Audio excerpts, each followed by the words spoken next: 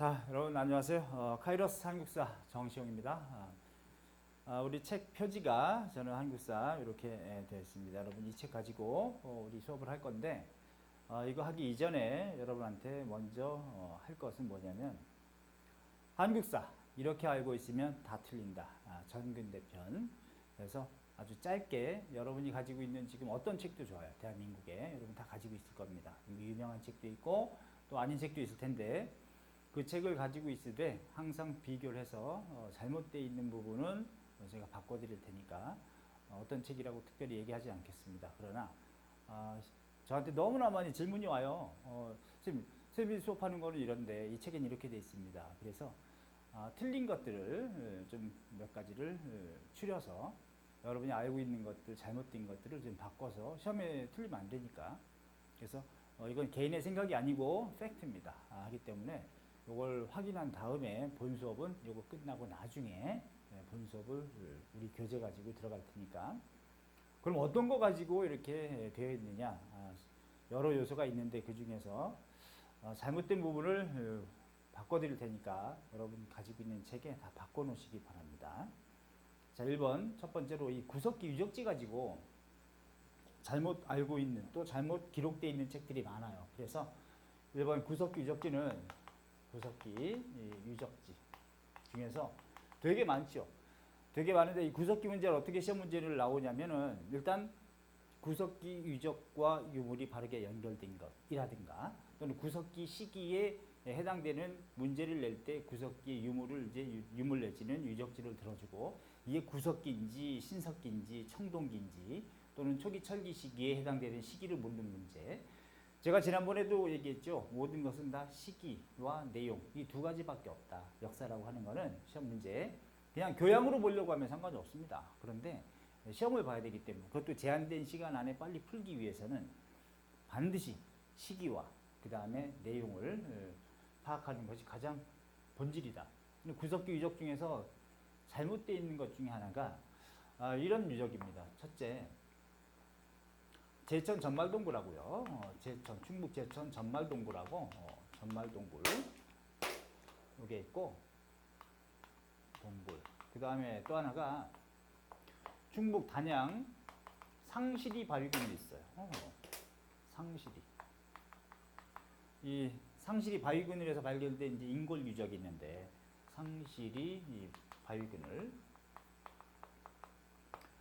근데 요 발견된 것 자체와 발견된 것 요거 구분할 줄 알아야 되는데 그래서 제천 전말동굴은 언제 발견됐냐면은 1973년입니다. 그 다음에 충북 단양의 상시리 바위군은 1981년도에 발견이 됐어요. 그러면 구석기 유적 중에서 최초냐 최고냐가 중요한데 인골 화석 중에서 그럼 이제 제천 전말동굴은 둘 다 인골 유적이 발견됩니다. 인골 유적 인골 화석이 발견되는데 둘 다 가능해요. 그런데 제천 전말동굴에서는 최초로 발견된 거예요. 인골 유적, 인골 화석이 최초로 발견된 곳은 제천 전말동굴이고 그 다음에 단양 상시리 바위그늘은 최고의 인골 화석입니다. 최고, 그래서 가장 오래된 이런 거예요. 그럼 최고라고 하는 거는 이건 언제 거냐? 구석기 중기입니다. 구석기 중기에 해당되는. 그 빙하기예요, 빙하기. 그 빙하기는 홍적세라고 얘기할 수 있는데 홍적세는 그러니까 지질학적으로 지구의 시기를 구분할 때 이렇게 얘기해. 맨 처음에 시생대라든가 시생대, 그 다음에 원생대, 그 다음에 고생대, 그리고 이제 중생대. 여러분 잘 아는 이제 공룡들 왔다 갔다 하고 중생대. 그 다음에가 이제 신생대란 말이죠, 그죠? 신생대. 근데 신생대에도 3기하고 또 4기가 또 있는데 이 뒤로 올수록 오늘날 우리가 살고 있는 땅덩어리와 가까운 시기에 만들어진 땅덩어리입니다. 근데 신생대 4기에서도 홍적세가 있고 홍적세, 그 다음에 충적세라는 또 시기 구분이 있어요. 충적세다. 지질학적으로 땅덩어리를 구분할 때 과기죠, 이거는. 그러니까 가장 젊은 땅덩어리는 신생대 4기 충적세에 해당되는데 근데 요거는 후빈기란 말이죠. 후빈기. 우리가 살고 있는 게 빙하기 후기니까 후빈기란 말이에요. 근데 이제 홍적세는 뭐냐면 이게 빙하기입니다. 빙하기. 그런데 사람들은 잘못 알고 누군가 하나 잘못 썼던 것 같아요. 책을 잘못 써가지고 요거를 그걸 계속 다 뺏긴 거야. 전국의 모든 선생님들이 거의 다 99%는 이렇게 잘못 뺏겨가지고 어떻게 됐냐?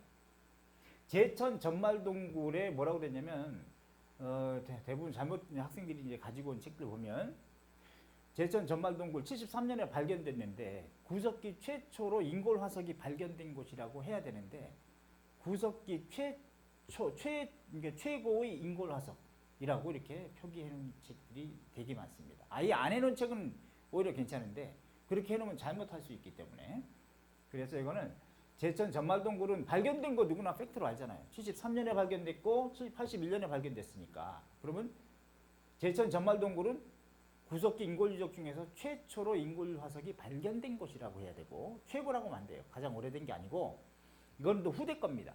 후기 구석기식에 해당돼요. 근데 충북 단양 상시리 바위그늘은 늦게 발견됐지만 편년을 조사해 보니까 빙하기까지 올라가더란 말이에요. 그러니까 연구 보고서에도 뭐라고 돼 있냐면 충북 단양 상시리 바위그늘 인골 화석은 홍적세 최초의 인골 화석이다라고 되어 있습니다. 그렇게 되어 있어요. 그러니까 홍적세 최초라고 되어 있단 말이에요. 그러니까 빙하기에 해당되는 그러니까 지금으로부터 더 많이 올라가는 거죠. 그래서 빙하기에 해당되는 인골 유적으로서는 인골 화석으로서는 가장 최초로 발견됐다는 뜻인데 이거를 사람들은 잘못해놓고 여기에 상시리 바위근을 여기 이제 최초로 발견된 이런 개념으로 써놓고 최초를 최고라고 바꿔야 되고요. 제천 전말동굴은 최초로 발견된 거예요. 발견. 그런데 편년을 조사해 보니까 이거보다 늦더라는 거지. 그 후대의 인골 화석이라는 얘기입니다. 아셨죠? 요건 또 뭐도 알아야 되냐? 최초의 동굴 유적이기도 해. 네, 동굴 유적. 구석기 최초의 동굴 유적. 이런 말은 가능해요. 다 최초로 발견됐다. 그 다음에 최초로 동굴 유적으로서 확인된 유적이다. 상시리 바위근을 가장 위로 올라간다. 위로 올라간다 이렇게 생각을 해요.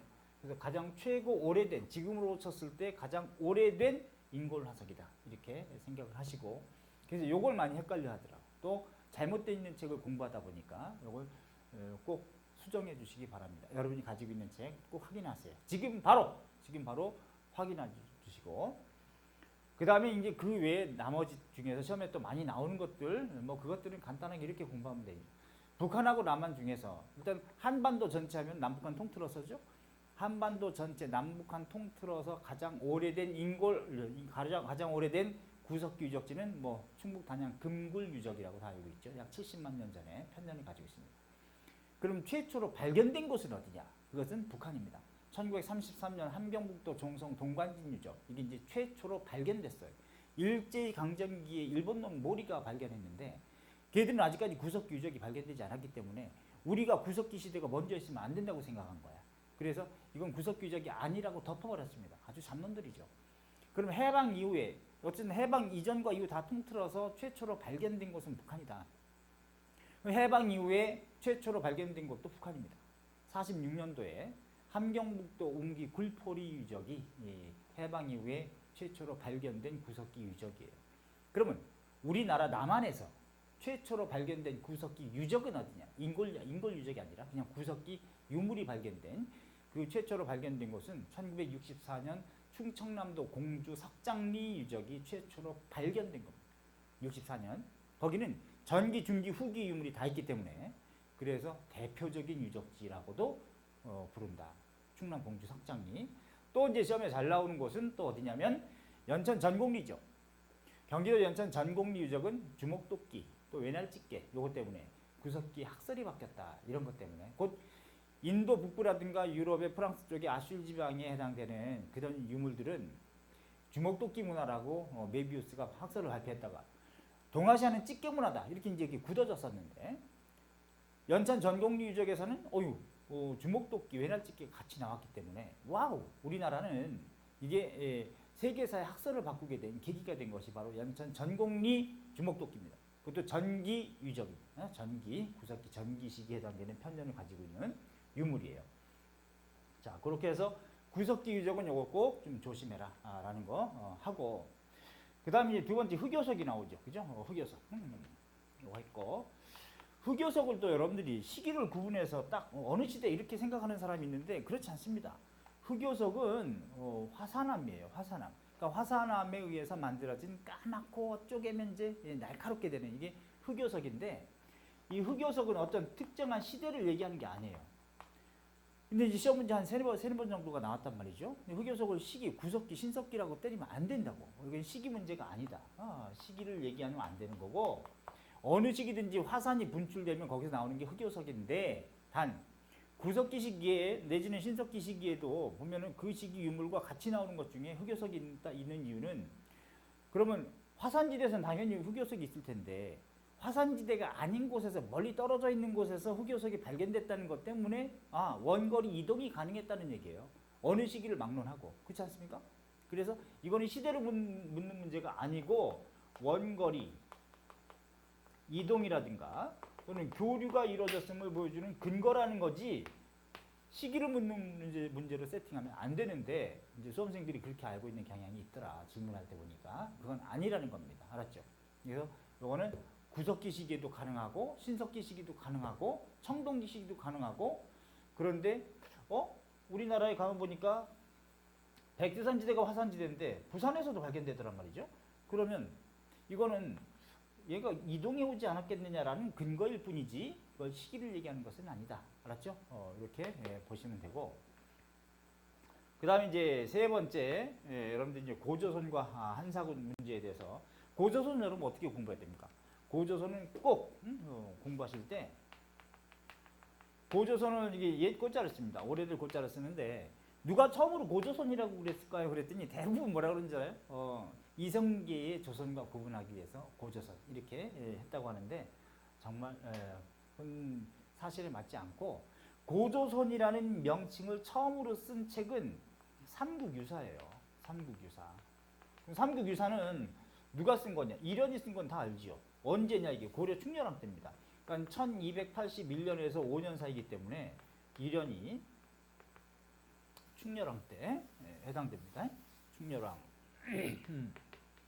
충렬왕이란 말이에요. 그러면 이련이 나중에 1392년에 조선을 건국할 줄 알고 100년 전에 고조선이라고 했나요? 그건 아니죠. 그건 아니고 삼국유사의 고조선이라고 한 것은 이거는 위만조선과 구분하기 위해서 단군조선을 고조선이라고 그렇게 한 겁니다. 그러니까 이거는 이성계의 조선과 구분하기 위한 게 아니다. 이거 단군조선이에요.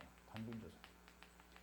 그런 다음에 삼국유사에서는 그 뒤에 이제 이조선 체제로 되어 있는데 고조선하고 또 위만조선 이렇게 챕터를 구분해 놨습니다. 삼국유사에 하기 때문에 고조선 이렇게 보실 때 그래서 고조선 공부할 때는 꼭 둘로 나눠서 보세요. 단군조선과 이어서 위만조선으로 꼭 나눠서 공부를 하셔야 돼요. 위만조선하고 고조선의 8조 범군 가지고 뭐 어느 나라인지 이걸 아는 거는 되게 쉽죠. 그런데 단군조선과 위만조선으로 나눠가지고 BC 194년부터 BC 108년 여름에 이제 위만조선이 곧 망하는데 위만조선도 구분할 때 꼭 어떻게 구분해야 되냐면 이렇게 구분해야 돼요. 위만왕이 있고 위만왕. 그런 다음 위만의 아들이 있습니다. 그건 누군지 몰라요. 누군지 모르고 또 위만의 손자가 있습니다. 그게 우거왕입니다. 우거왕. 그래서 위만왕 때 있었던 일이 뭔지 우거왕 때 있었던 일이 뭔지를 그걸 구분해 주셔야 돼. 그래서 한나라랑 싸운 것은 우거왕 때지 위만왕 때가 아닙니다. 일단. 그런 다음에 이걸 구분하면 고조선 때 연나라랑 전쟁했다. 단군조선 때. 위만조선 때는 곧 우거왕 때 위만왕이 아니라 한나라랑 전쟁했다. 기본적인 전제로 이렇게 하고 단군조선 시기 중에서 BC 언제부터요? 2333년에 건국되었다고 동국통감에 되어 있습니다. 물론 삼국유사에 해당되는 고조선에 대한 기록이 가장 오래된 책은 삼국유사인데 15세기 성종 때 간행됐던 동국통감에는 늦게 간행됐지만 거기에는 고조선의 건국연대가 더 이전에 건국됐다고 삼국유사보다 그렇게 돼 있어요. 삼국유사는 건국연도가 BC 2284년에 건국됐다고 돼 있고 이거는 BC 2333년에 건국됐다고 동국통감에 그렇게 돼 있습니다. 동국통감. 그럼 이거 24세기에 해당되는 거죠. 그죠? 24세기 말기에 해당되는. 그런데 이 중에서 BC 5세기경에 초기 철기 시기가 시작된다고 하므로 그래서 고조선 시기 중에서도 이때는 비파형 동검은 여기, 세형 동검은 여기 이렇게 세팅하고 그러면 단군조선 시기에 이미 철기가 시작된 것이죠. 말기에. 근데 여러분들이 이제 위만조선 시기에 철기가 본격적으로 보급됐다는 얘기 가지고 철기가 이때 시작됐다 그러면 안 돼요. 그걸 조심하셔야 돼. 그러면 세형 동검 이후에는 그럼 어떤 거 사용했겠느냐? 여기서는 비파형 동검, 여기는 고조선 말기, 단군조선 말기에 세형 동검, 위만조선 때는 당연히 철검을 쓰죠. 어떤 바보가 청동검을 쓰겠어? 철검을 쓰지. 그래서 그러면 세형 동검이 초기 철기 시기에 동검이니까 BC 5세기경. 그럼 그 이후에 연나라랑 전쟁했다. 맞는 거예요. 기출 문제입니다. 알았죠? 그래서 연나라랑 전쟁한 게 단군조선 때니까 비파형 동검 무조건 단군조선. 그 다음에 위만조선 때 세형 동검 이러면 안 된단 말이에요. 이거 조심하시고 단군조선 안에서도 비파형 동검 말기에 세형 동검. 세형 동검이 있었던 시기가 초기 철기 시기이므로 이건 청동기 시기고 이거는 초기 철기 시기니까 이 시기에 연나라랑 전쟁했다. 이렇게 또 교류도 했다. 경쟁 관계였다. 이런 것도 알아야죠. 물론 연나라 장수 징계가 쳐들어온 것도 당연히 그때니까. BC 293년 정도면 3세기 초가 되거든요. 이런 구체적인 얘기는 우리 본 수업 때 구체적으로 세부적으로 할 테니까. 그럼 시험 문제 일어났던 사건 순서를 물어본단 말이죠. 특히 이 연나라 장수 징계가 쳐들어온 게 언제인지 또 위만조선 우거왕 때 한나라랑 전쟁할 때 사신 서파 살해 사건이라든가 또는 좌장군 순채를 보냈다. 또 누산장군 양복을 보냈다. 사자 위산을 보냈다. 또 제남태수 공손수를 보냈다.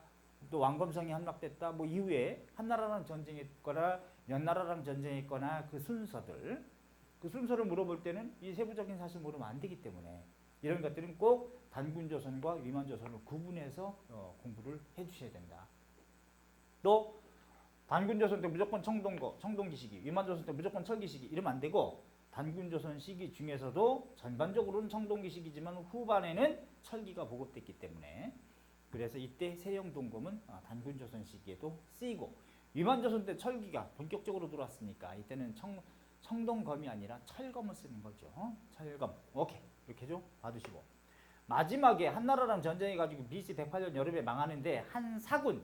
이 한사군 문제는 한나라가 고조선 이거 하면 한 6개월이 걸려도 부족한데 고조선이 원래 어디?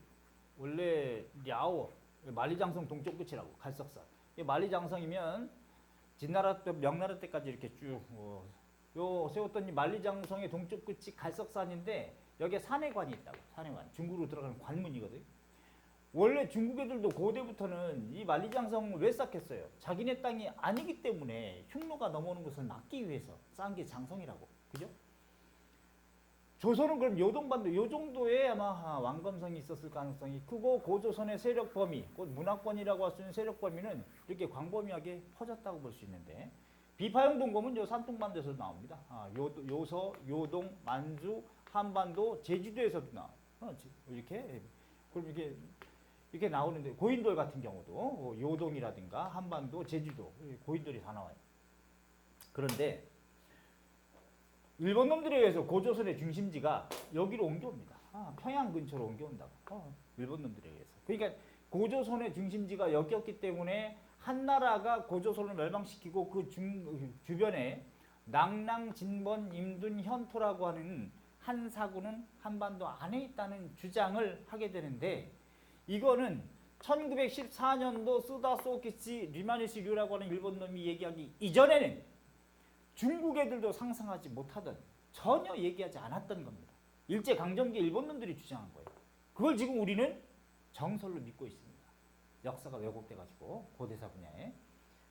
그러니까 한반도에 이 한사군이 설치됐다고 하는 이 주장은 시험에 내기 어렵습니다. 알았죠? 하기 때문에 이걸 공부하지 마시고 그 다음에 낭랑군이라고 하는 게 여기 낭랑국은 있었어요. 낭랑국. 고구려 남쪽, 신라 북쪽에 있다. 최리가 왕이었던 거기 호동왕자랑 설화를 가지고 있었던 그 낭랑공주가 자명고를 찍고 그랬잖아요. 스스로 적이 쳐들어오면 북이 울려가지고 외적을 침입을 막게 했다라고 하는 자명고를 사랑의 힘으로 찍게 했던 이게 이제 호동왕자인데 그 낭랑국은 삼국사기에도 나오는데 기원 후 32년 그 1세기 대무신왕한테 망합니다 이미. 근데 거기를 이제 낙랑군으로 생각하는 사람들이 이제 대부분으로 그 반대 학설도 다 있는데 그걸 정설로 생각하면 안 된단 말이죠. 그러니까 이건 시험에 내기 어렵다. 한반도 안에 있다고 보기 어렵고 그거는 본 수업 시간에 제가 1시간에 걸쳐서 다 얘기를 해줄게요. 반론도 들어서. 어쨌든 그래서 낙랑군에 있다고 하는 점재현 24개의 낙랑군에는 현이 있는데 24개 그 중에 낙랑군 안에 점재현이 있는데 그 점재현 신사비가 한반도 안에 대동강 근처에 있다라고 일본 놈이 이렇게 주장해가지고 가장 현재 우리나라에서 오래된 비석으로 이렇게 책에다가도 넣어서 저한테 물어봐요. 선생님 이게 가장 오래된 비석이 이거라는데 이 책이 이렇게 돼 있는데 그렇다고 중요하다고 별표까지 돼 있는데 미친 것들이라고 봐야 됩니다. 그렇게 중요했으면은 그게 별표까지 했으면 해방 이후에 점재현 신사비가 시험에 자주 언급돼야 되는데 단 한 병도 나오지 않습니다. 알았죠? 단 한 번도 하기 때문에 그거는 연구 결과를 제대로 알지 못한 얘기다. 그리고 비판설도 많기 때문에 실증적으로 아닌 반론이 많기 때문에 내기 어렵다 이렇게 알아두시고 또 고조선 일단 공부를 이렇게 해주시고요. 그 다음에 삼국시기의 이제 무덤의 특징 이것도 한번 제가 확인해 드릴게요. 삼국시기의 무덤의 특징 중에서 특히 여러분들 삼국의 무덤 고구려 초기는 돌무지 무덤 돌무지라는 명칭 들어가면 무조건 벽화가 없는 거예요. 명칭 자체가 고구려는 초기는 돌무지 무덤 후기는 굴식 돌방 무덤으로 가고 초기 돌무지 무덤은 만주라든가 이런 데 이제 되게 많죠. 한 2,000여 개 이상 있습니다. 1만 2,000여 개 정도까지 있어요. 근데 후기로 오면은 굴식 돌방 무덤인데 거기 벽화가 있을 수 있습니다. 그런데 무조건 있는 건 아니고 한 200여 개 정도 지금 만주 지역에도 굴식 돌방 무덤이 있고 한반도 안에도 굴식 돌방 무덤이 있습니다. 북한 지역에도 있고 한반도 안에도 지금 저 남한에도 있죠. 남한의 굴식 돌방 무덤도 조심하는데 그 굴식 돌방 무덤의 고구려의 고분 벽화는 초기에는 생활 풍속도 후기에는 도교 불교적인 요소의 상징화된 그림, 추상도 상징도가 기록된다. 그러니까 초기는 벽화 중에서도 생활 풍속도 후기는 상징 추상도 이런 순서라는 걸 뭐 누누이 수업 시간에 얘기하니까 단 백제 고분 같은 경우는 조심할 게 백제 같은 경우에 한성시기 하고요. 한성시기. 그 다음에 웅진시기로 나누고 그 다음에 사비시기로 가지 않습니까? 사비시기. 근데 한성시기에 두 가지 형태입니다. 특히 이 석촌동 고분하고 석촌동 고분하고 이게 중요하긴 하죠. 그 다음에 방이동 고분도 있어요. 방이동 고분. 이 석촌동 고분은 돌무지 무덤이에요. 그래서 고구려와 같은 계통임을 보여주는 근거로 많이 시험 문제를 내는데 방이동 고분도 돌무지 무덤이냐? 그건 아니에요. 이건 굴식 돌방 무덤이에요. 굴식 돌방 무덤. 물론 자주 출제되지는 않기 때문에 거의 출제는 안 되지만 돌방 무덤. 그래서 한성시기 석촌동 고분 이거는 돌무지 무덤. 그런데 방이동 무덤은 굴식 돌방 무덤이기 때문에 한성시기의 백제는 굴식 돌방 무덤을 축조하지 않았다라고 하면 틀리다는 거예요. 조심하시고. 그 다음에 웅진시기는 두 가지인데 벽돌 무덤하고 굴식 돌방 무덤하고 벽돌 무덤인데 굴식 돌방 무덤은 1호분부터 5호분까지는 굴식 돌방 무덤. 여기 벽화가 있어요. 부분적으로. 그 다음에 6호분, 7호분은 벽돌 무덤인데 그 중에 6호분은 일제시기에 일본 놈들이 발굴한 것이고 여기는 벽돌 무덤인데 벽화가 있습니다. 왜? 시멘트 미장하듯이 회벽을 바르고 회로 벽을 바르고 거기에 벽화를 그려놨어요. 사신사 그림이 있습니다. 7호분이 이제 시험에 잘 나오죠. 무령왕릉이라는 거. 이거는 벽화는 없습니다. 근데 문이 벽돌은 있다. 그 다음에 이 무령왕릉은 현재 피장자, 묻힌 왕이 누구인지 유일하게 알 수 있는 대한민국의 지금 왕릉은 무령왕릉밖에 없다. 또 시험에 낼 수 있는 거예요. 해방 이후 최초로 발굴된 왕릉은 누구 왕릉이냐? 무슨 왕릉이냐? 그러면 명칭상 호우총입니다. 호우총. 그러니까 신라에서 호우명 그릇이 발견된 그 무덤 있죠? 그 호우총이 그것도 무덤총자인데 최초로 해방 이후에 발굴된 왕릉이고 무령왕릉은 백제 무령왕릉은 피장자가 누구인지 확실하게 알 수 있는 유일한 왕릉은 무령왕릉이다. 왜? 거기 돌판이 있거든요. 이걸 지석이라 그래. 무덤 속에 넓적한 돌판에 이 사람의 주인공의 이름이 누구고 언제 태어나서 언제 죽고 뭐 왕비는 누구고 몇 년 상을 치렀고 또 매지권 내가 죽은 뒤에도 토지 신에게서 내가 이 땅을 돈 주고 샀으니 죽어서도 영생을 누릴 것이니까 토지신도 날 건드리지 못한다. 이런 거 영생불사의 매지권, 도교 관련 요소가 들어있다. 어쨌건 이렇게 해서 삼국지기 무덤 중에서도 좀 백제 무덤 좀 조심하시고, 한반도에도 신라 같은 경우는 통일 전에 거대하게 크게 만든 돌무지 덧널 흙무덤이 있고, 그 외에도 그게 대다수지만 하나 한반도 신라 지금 경상북도 순흥면에 거기에 굴식거장 무덤도 있습니다. 어숙묘라고 해가지고 어숙이라는 사람의 무덤인데 거기 벽화가 있어요. 오케이. 자, 이렇게 또 보시고, 그 다음에 이제 5번에 삼국시기 금성문, 요것도 좀 조심하셔야 돼. 삼국시기의 금성문 내용과 순서도 잘못되어 있는 경우가 많이 있습니다. 삼국시기 금성문은 일단 고구려, 그 다음에 신라, 백제 순서로 금성문. 금성문이라고 하는 것 자체가 무슨 뜻이냐면 돌이라든가 쇠에 새겨져 있는 글귀, 이걸 금성문이라고 하는데, 고구려 것 중에서는 이게 가장 오래된 순서입니다. 첫째, 만주에 집안 고구려비가 있습니다. 집안현에 있는 집안 고구려비, 이게 가장 오래된 거예요. 두 번째 해당되는 것이 호태왕비입니다. 광개토대왕비죠. 호태왕비, 수묘비죠. 이것도 수묘비. 그 다음에 최근에는 21세기에 제2의 광개토대왕비가 발견됐어요. 이 광개토대왕비는 엄청 크죠. 동아시아에서 제일 큰 비석입니다. 6m가 넘는 사면석에 다 새겨져 있는 어떤 채로, 예서채로 아주 힘있는 글씨체입니다. 이렇게 되어 있는데, 만약에 이 광개토대왕비가 원래 사이즈라면 제2의 광개토대왕비, 요거는 미니어처라고나 할까? 작게 되어 있는데 거의 비슷합니다. 그 다음에 이제 세 번째가 뭐냐, 모두루 묘지가 있어요. 모두루 집안의 집안 내력을 기록해 놓은 묘지. 이게 무덤 속에다가 같이 파묻어 놓는 게 이제 가족의 내력이라든가 뭐 업적이라든가 치적이라든가 이런 게 모두루 집안의 묘지입니다. 할아버지 연모가 광개토대왕 때 살아있으면서 지방관에서 이제 역임을 했던 그런 내력을 써놨거든. 모두루 묘지. 그 다음에 네 번째가 중원고구려비라는 중원고구려비. 요거는 아마 장수왕 때부터 문자명왕 사이라고 볼 수 있겠습니다. 장수왕 땐지, 장수왕 때부터 문자명왕. 장수왕 손자죠? 장수왕의 아들 이제 쪼다는 먼저 죽었으니까 태자 시절에. 그래서 이제 문자명왕은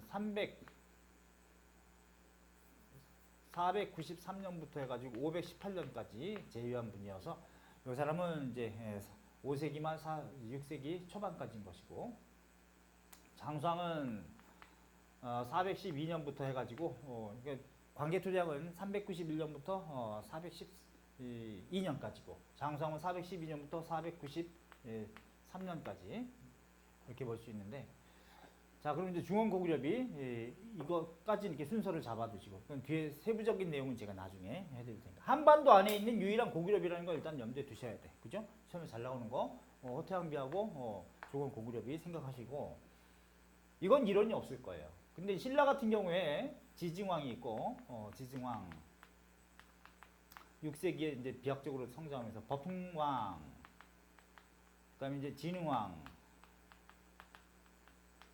그 다음에 이제 진평왕, 물론 진흥왕 다음에 이제 진지왕이 있는데 거두절미하고 이제 진평왕 이렇게 있다. 백제는 논리로. 그럼 지증왕 때 가장 오래된 비석으로는 여러분 잘 알다시피 뭐냐? 포항 중성리비예요. 포항 중성리비, 알다시피 중성리비. 오케이. 신라 최고의 비석이라고 보인다. 판결비의 성격이 있죠. 모단벌 소유를 한다. 판시해 놓은 것. 그 다음에 두 번째, 신라 비석으로서 두 번째는 지증왕 때 포항이라고도 하고, 포항시 영일 군이니까 영일에 있는 포항시 영일 뭐 냉수립이라고 하는 냉수립이, 이것도 판결비입니다. 이것도 다 누구나 이론이 없어요. 오케이? 버풍왕 때 또 두 개가 있습니다. 7번이 되겠죠. 율령비에 해당되는 거. 근데 여기 포항 중성리비는 누구 소유로 한다? 모단보 소유로 한다고 되어 있는 거 아시죠? 영일냉수리비 이건 음성모비잖아. 절거리 소유로 한다. 뭐 이렇게 돼 있고 법흥항 때 울진 봉평비가 있습니다. 율령비죠. 율령을 공포한 것이 이제 법흥항 때니까. 그러면 뭐 율령은 가장 먼저는 백제가 되네 오히려 그지? 고이왕 때 3세기, 4세기 고구려 소수림왕 때. 그 다음에 6세기에 법흥왕 때 신라는 율령을 반포하고 그걸 공포된 율령을 적용해서 여기에 노인, 이게 정복지에 해당되는 것이 노인법으로 이게 노비노자 쓰는데 예속민을 노인이라고 그래요. 그걸 이제 적용해서 율령이 공포됐음도 확인할 수 있고 그 다음에 8번째 법흥왕 때 영천 청제비가 있습니다. 경북 영천에 청제라는 제방 명칭인데 이걸 쌌을 때 사람들을 동원했음을 보여주는 공력비죠. 요거는 판결비고 판결비. 요것도 판결비. 요건 율령비라고 하죠. 그치? 율령비. 요것도 이론의 여지가 없다. 율령비. 요거는 공력비. 사람들을 노동력으로 동원했음을 보여주는 근거. 오케이. 됐어요. 진흥왕 때 이제 조심해야 되는데 진흥왕 때 가장 먼저 만들어진 비석은 현재까지 확인된 예는 단양 적성비입니다. 충북 단양의 적성지역의 적성비. 요거는 551년에 성왕이랑 진흥왕이랑 한강육을 되찾고 백제한테 준다고 해놓고 오히려 거기 신주를 설치하고 새로운 주 명칭이 신주입니다. 그거 설치하고 그런 다음에 백제 안 주고 신라 군대를 주둔시키니까 정말 백제 상황은 개빡치지. 그래서 554년도에 제라동맹을 결렬시키고 신라 쳐들어가다가 관산성 전투에서 패해서 거기서 잡혀가지고 포로가 돼가지고 신라까지 끌려가서 목이 쳐지고 목만 돌려보내고 두상만 돌려보내고 몸만 보내고 두상은 거기다가 계단 밑에다가 파묻어가지고 사람들 지나가다닐 때 밟고 지나가게끔 이렇게 만들었다. 어쨌든 단양적성비가 이건 척경비라고 해요. 경계의 척도에 세운 비다. 척경비입니다. 그런 다음에가 이제 10번째가 이제 순수비라는 이거 이전에 또 10번째 명활산성비라는 게 있어요. 명활산성 작성비라고 명활산성비. 이것도 공력비입니다. 명활산성을 쌓았을 때 사람들 동원했음을 보여주는 비석. 이게 이제 명활산성비거든요. 요거 순서. 그 다음에 이제 조심할 게 순수비라는 게 있는데 순수비, 그러니까 순방하고 세운 비죠. 진흥왕이. 근데 순수비 순서를 어떻게 알 것이냐. 첫째, 맨 처음에 기존에는 뭐라고 돼 있냐면 기존의 학설은 뭐냐면 순수비 순서가 북한산비를 맨 먼저 했어요. 북한산비. 여기 555년으로 이렇게 상정했다고. 그런 다음에 창녕비 561년이다 이렇게 해놓고 그 다음에 마운영비하고 마운영비 또 황초령비 함경도 지역을 정복하고 거기에 세웠던 비 이 둘 다 568년으로 이렇게 이제 학설 이렇게 돼 있었는데 이게 잘못된 것으로 확인됐다. 왜? 삼국사기에 보면은 진흥왕이 한강유역을 차지하고 순방했다는 기록이 나와요. 하기 때문에 그게 555년이어서 그때 북한산비가 세워진 것으로 생각을 했습니다. 그런데 이 북한산비를 보니까 여기에 남천군주라는 게 확인돼요. 남천군주. 근데 남천주를 설치한 게 언제냐면은 원래 여기 한강유역이잖아요. 한강유역에 진흥왕이 차지하고 맨 처음에 신주라고 설치한다고. 신주.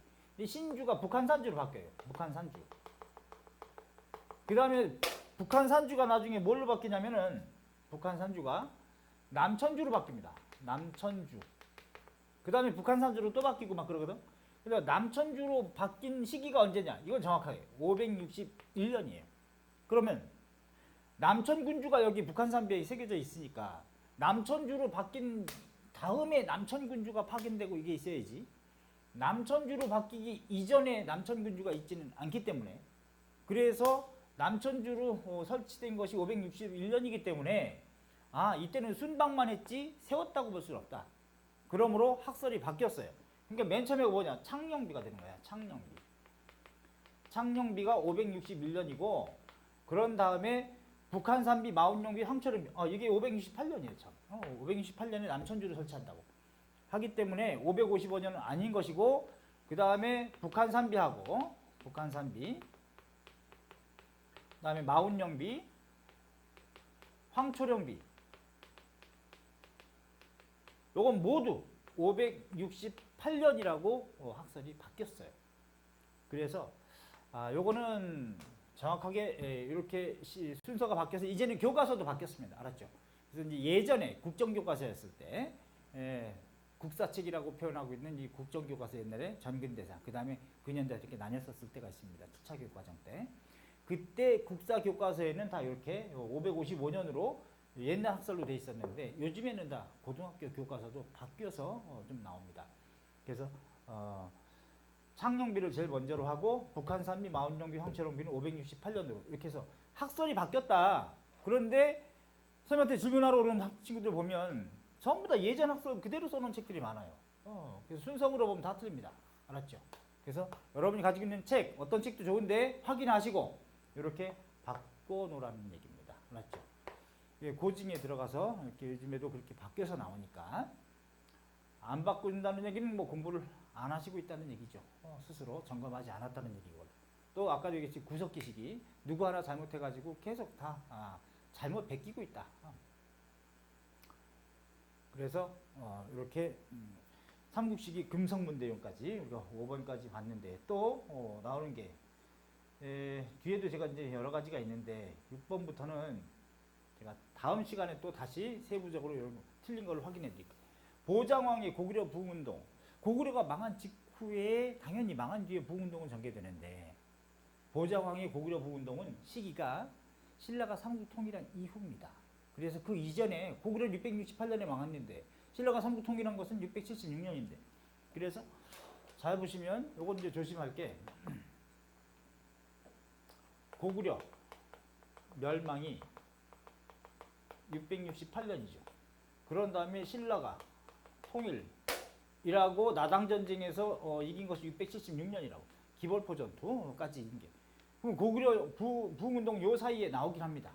고구려 부흥운동이 안승, 권모장, 고현무 이런 사람들은 여기인데 고구려 마지막 왕 보장왕이 끌려가서 당에 끌려갔다가 그런 다음에 당이 요동 지역을 통치하기가 어려워서 고구려 보장왕을 그쪽에다가 발령을 내요.